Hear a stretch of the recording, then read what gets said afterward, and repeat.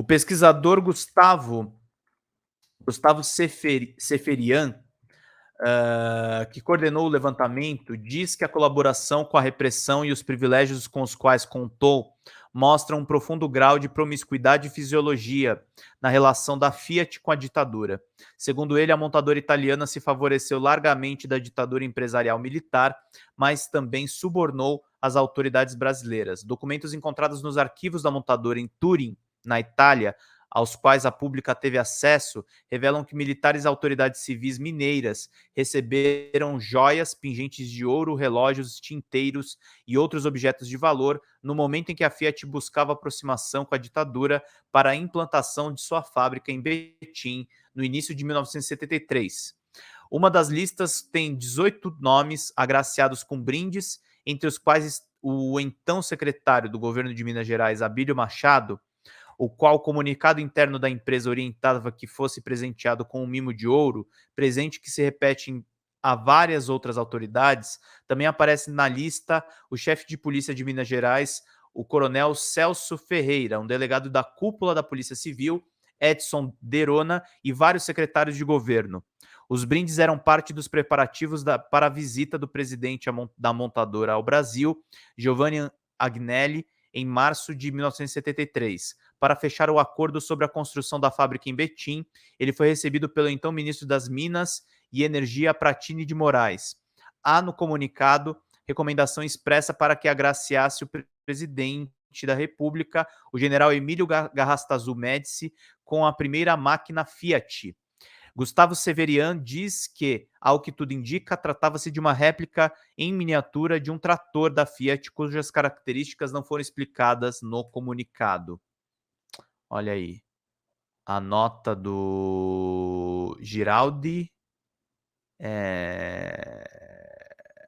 Para depois aí o Médici receber. Lista de militares e civis agraciados com brindes da empresa. Olha só. Bem interessante, hein, gente? Que coisa maluca. Para o pesquisador, o conteúdo apurado leva à conclusão que a Fiat e o regime ditatorial mantinham uma relação de profunda articulação e colaboração.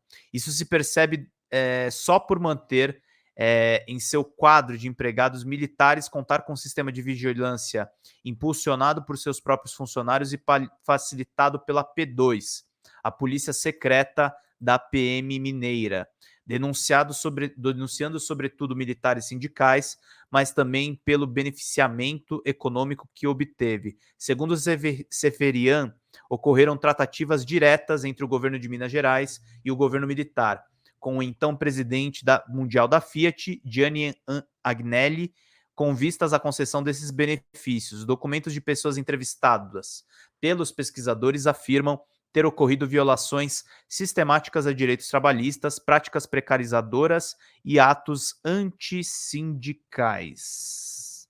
Pois é. Vocês verem que num país desses, gente, surgiu um Lula da vida é um milagre. As lideranças sindicais elas foram severamente perseguidas e reprimidas pela ditadura militar. A gente não pode tirar isso do nosso norte. A gente não pode deixar de entender isso. E seria muito importante, muito interessante que vocês mandassem superchats pelas informações que a gente está tratando nessa live, gente. É uma live muito especial, muito importante que a gente está fazendo aqui, mesmo com problemas de conexão de internet. A gente está nessa batalha diária aqui para trazer informações de qualidade para vocês, meus queridos. Vão curtindo, vão compartilhando. Virem membros também do canal para vocês ganharem livros. Daqui a pouco eu vou falar um pouco sobre os livros que vocês podem adquirir aqui no nosso canal. Mas é muito importante. Hoje foi dureza, mas estamos aí no desafio de continuar informando vocês da melhor forma. A gente tá tocando bem as coisas, estamos com 110 likes. Vão mandando mais likes aí para todo mundo ficar por dentro de todas as informações. Deixa eu seguir aqui na leitura. Sistema de espionagem. Vamos lá. Segundo relatos de metalúrgicos que testemunharam os episódios em Betim, O sistema de espionagem era constante. Dentro da empresa havia uma dependência conhecida como Sala do Corpo de Bombeiros, usada exclusivamente para interrogar, ameaçar e constranger trabalhadores suscetíveis a delatar seus companheiros por medo de perder o emprego. O sistema de espionagem, segundo a pesquisa, não se restringia ao regime interno. Trabalhadores e sindicalistas suspeitos de subversão eram monitorados também em locais que frequentavam nas cercanias da fábrica, nas sedes do sindicato e até em suas casas. Pesquisadores afirmam que a Fiat tinha por hábito ameaçar seus empregados, especialmente os que tinham proximidade com dirigentes sindicais ou simplesmente conheciam a rotina sindical. Havia um estímulo às delações, até infrações corriqueiras, como as condutas não admitidas no ambiente de trabalho, eram usadas para pressionar. Maior gravidade, porém, foram os relatados casos em que se forjavam furtos da parte dos trabalhadores com vistas a ameaçá-los de dispensa por justa causa e entregá-los à polícia, resultando no procedimento de constrangimento no pedido de demissão dos mesmos ou a denúncia de colegas por suas práticas políticas, diz esse relatório.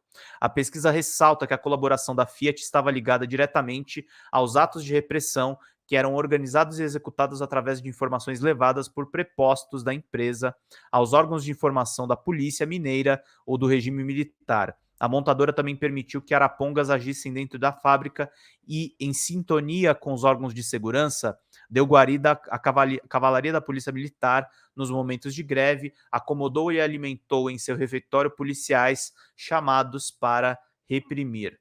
É um sistema, né, gente? É um sistema aí da morte que a gente teve, inclusive envolvendo as empresas. Por isso que é fundamental a gente dizer que a ditadura não foi só militar. Foi uma ditadura que, de fato, teve aí o colaboracionismo de muitos civis e muitos civis endinheirados, né, gente? É esse tipo de coisa que a gente viu na nossa história. Eu tô com esperança realmente de retomar a internet. Eu quero mostrar também alguns vídeos para vocês e nessa resolução fica inviável. Vamos seguindo aqui com a leitura dessa notícia. O clima de terror imposto pela polícia contribuiu, segundo o anotado no relatório dos pesquisadores, para uma tragédia ocorrida no movimento grevista de 79. A morte por atropelamento do operário Guido Leão dos Santos em 27 de setembro daquele ano. Aos 23 anos de idade, Guido participava de um ato em frente à fábrica quando a cavalaria da PM investiu contra manifestantes, provocando a dispersão. Assustado, ele correu em direção à rodovia Fernão Dias e acabou sendo atingido gravemente por um ônibus. O operário morreu numa ambulância da Fiat a caminho do Hospital Nossa Senhora do Carmo, em Betim. Em 24 dissídios coletivos analisados, 10 são relacionados ao período da ditadura, nos quais a pesquisa encontrou ações de violência contra sindicalistas, prisões arbitrárias e violações aos direitos trabalhistas. Diferente do regime aplicado em fábricas sediadas na Europa, no Brasil a empresa abriu um precedente grave para os direitos trabalhistas, adotando um sistema de terceirização de mão de obra, o que era contra a súmula do Tribunal Superior do Trabalho, TST, só permitida para o serviço de vigilância ou contratação temporária. A terceirização reduziu os salários e precarizou as relações de trabalho. Há também denúncias de assédio moral e de outras práticas irregulares, como a retenção de salários e verbas rescisórias, demissões não justificadas, exposição dos trabalhadores a riscos pela falta de segurança, péssimas condições de saúde e de higiene, práticas que se prolongaram até 88, quando a nova Constituição substituiu o regime dos generais e entrou em vigor. Esteve assim a Fiat na ponta de lança da precarização das atividades de trabalho até então entendidas como lícitas no país, informa o relatório da pesquisa. Relações com a ditadura alavancavam lucros. A relação da Fiat com a ditadura teve início em 1970, quando o então governador de Minas Gerais, Rondon Pacheco, durante visita da empresa em Turim, ofereceu excessivos incentivos e concessões nunca feitas a outras montadoras. De 1973 até a conclusão das obras da fábrica em 76, a Fiat ganhou tudo o que reivindicou em facilidades econômicas, fiscais, tributárias e uma série de outros privilégios. Só gente rica, né, gente? E aí tem um documento aqui para vocês verem, confidencial do Serviço Nacional de Informações sobre os investimentos da Fiat na unidade em Betim. Entre as benesses, só um pouquinho. Entre as benesses que foram instituídas, até isenções de impostos para conversão de moedas e repatriação dos lucros à Itália. A Prefeitura de Betim, a pedido do governo, abriu mão de cobrar impostos sobre serviços, construção territorial relacionado ao terreno da fábrica e circulação de mercadorias. O contrato previa também a abertura de linhas de crédito para o capital de giro, um programa habitacional a operários executado pela Coab MG e toda a estrutura para a empresa produzir e comercializar seus automóveis, estradas ligando o complexo à rodovia Fernão Dias, rede elétrica, esgoto, água, telefone e telex, que era o meio de comunicação moderno na época. A Fiat não arcou nem com as despesas cartorárias, nem com papel eles gastaram, de transferência de imóvel para o seu nome. A cereja do bolo para a montadora foi, no entanto, a parceria acionária com do governo mineiro, que de um capital inicial previsto de 231 milhões para a nova empresa constituída no Brasil, aportou 71,49 milhões ante 71,5 milhões injetados pela Fiat, o que tornou o governo mineiro sócio minoritário e a montadora controladora do empreendimento por uma diferença mínima de valores. O restante dos recursos seria captado de outros cotistas. Em 77, para garantir sua parte na parceria e fazer avançar o empreendimento, a Fiat captaria um empréstimo de 165 milhões de um pool de bancos europeus, do qual o governo mineiro seria o avalista. As dificuldades financeiras enfrentadas pela Fiat para honrar os compromissos nos anos seguintes exigiriam mais e mais aportes do governo mineiro, até que, num quarto aditamento ao contrato societário, em 1980, os sócios decidiram por um novo aumento de capital, dessa vez de 300 milhões de dólares, cujo montante o governo mineiro aportaria 110 milhões. Que contrato de mãe, hein, gente? Que, como diria nos tempos modernos, que mamata, hein? Que coisa incrível que foi conseguida aí pelo governo mineiro.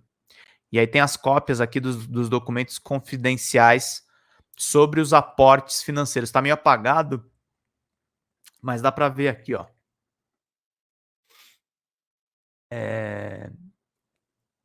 Dá para ver uma ova, né, Pedro? Tá bem apagadinho. Mas parece que tem uma tabela aqui com os custos do aporte e vão ficar para cima, em cima dessas informações. O extinto Serviço Nacional de Informações, o SNI, agência de espionagem política do regime militar, acompanhava o desenrolar da parceria e no informe da agência de Belo Horizonte, em 29 de outubro de 1980, registraria duras críticas ao presidente da Volkswagen no Brasil, Wolfgang Sauer, ao governo mineiro por ter participado de um projeto de grande investimento junto ao detentor do capital privado insuficiente. Quem não tem condições, que fique fora do jogo, alfinetou Sauer, se referindo às negociações do agente do SNI, observou como críticas que acerbam por envolver o vice-presidente Aureliano Chaves. Em 1975, Aureliano sucedeu Rondon Pacheco, ambos eram nomeados pela ditadura numa época em que a eleição para presidente e governador era permitida no governo de Minas e é considerado, mantendo ou ampliando os privilégios, responsável pela implantação da Fiat no estado. O acordo amarrou as finanças do governo mineiro à Fiat, só concluiria a integralização do capital como acionista em 1988, com os gastos que afetavam o orçamento. Por lei estadual, o volume dos aportes acabou sendo limitado pela Assembleia Legislativa do Estadual ao máximo de 1% da arrecadação.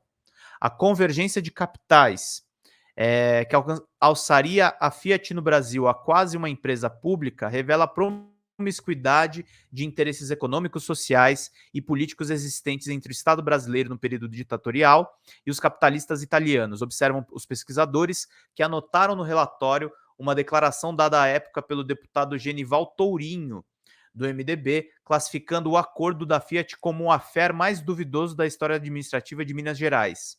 O coordenador da pesquisa sobre as empresas e ditadura afirma que a política financeira do Estado como um todo, de uma das maiores economias do país, passou a arbitrar o projeto, favorecimento que desagradou a elite industrial no país por representar a concorrência desleal, como reclamou a Volkswagen naquela época. A Fiat abriu fronteiras para negócios e tomou vantagens concorrenciais explícitas com a instalação da fábrica em Betim. A empresa passa a ter um empenho massivo no país em período posterior ao golpe, o que leva também a ter particularidades quando comparada a outras empresas. Na nota, por exemplo, vantagens monetárias e econômicas, no que assim se considerava uma estabilidade política do regime ditatorial. Inaugurou, por exemplo, práticas de guerra fiscal e favorecimentos econômicos conferidos por estados que hoje disseminam largamente no país, disse o pesquisador à agência pública. Procurada por meio da sua assessoria de imprensa, a Fiat informou por nota que não iria se pronunciar sobre as afirmações do relatório. Consultamos várias fontes da empresa, mas realmente não há memória de tais fatos. Por esta razão, a empresa prefere não se pronunciar. Então é isso, gente. Reportagem especial aí das empresas cúmplices da ditadura militar, assinada aí pelo Vasconcelo Quadros, e muito importante para a gente entender mais sobre a história e do quão profundo foi esse regime repressor terrível na nossa história. Alisson Moraes, Rondon Pacheco, e olha aí quem é o presidente do Senado, o tal do Pacheco, coincidência, não sei se são parentes, mas Minas Gerais, né? Os dois são de Minas Gerais. Então a gente tem que ficar de olho aí para ver realmente o que está rolando.